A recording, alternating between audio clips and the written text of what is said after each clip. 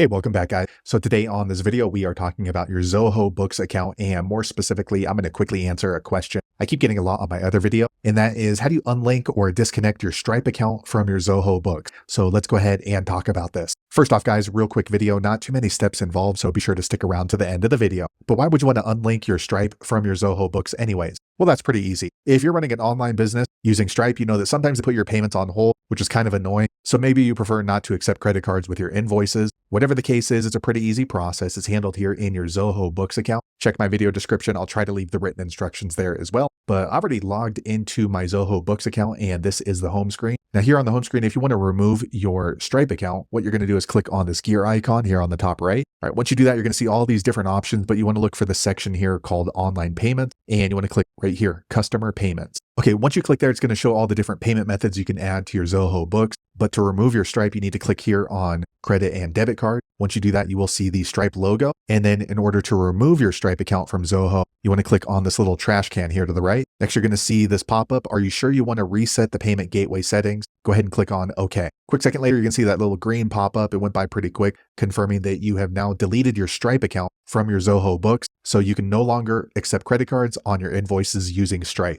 So there you have it, guys. If you're wondering how to remove or delete your Stripe account from your Zoho book, that's the easiest way I know how to do it. If you know an easier way, be sure to leave a comment below. Let the rest of us know how you did it. Hopefully you found that video useful. If so, click thumbs up or maybe consider subscribing to my channel, and I hope to see you on the next video. Thanks again for watching.